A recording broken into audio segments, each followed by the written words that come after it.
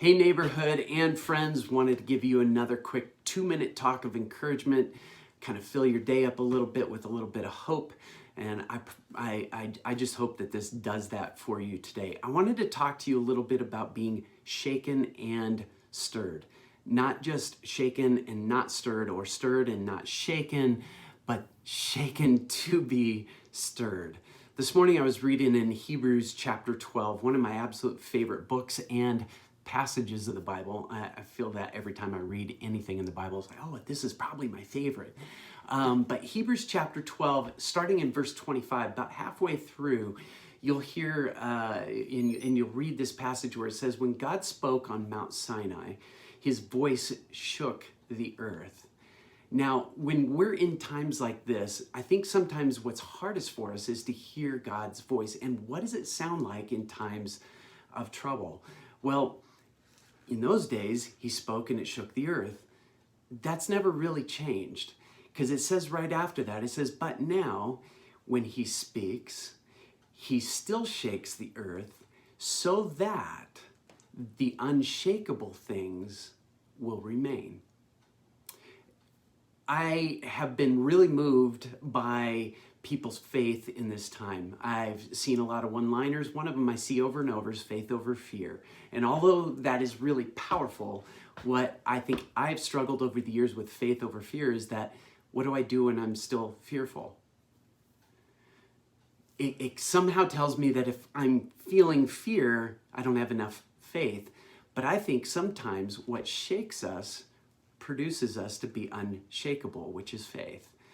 Faith is truly unshakable. In 1990, actually February 28th, 1990, in the town that I lived in Southern California, in Upland, we had a 7.0 earthquake. Everything under my feet suddenly was uncertain, much like what we feel today. But what scared us and the culture the most, what created mental anxiety and fear and even depression and all kinds of unhealthy realities in our life, was the aftershocks.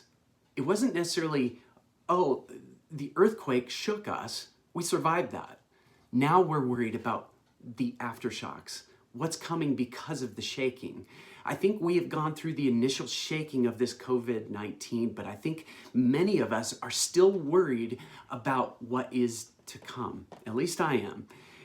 I believe that fearing what might come is just producing in us a deeper faith and a deeper trust. So may today be a day for you in which your fear produces an unshakable reality of who you are.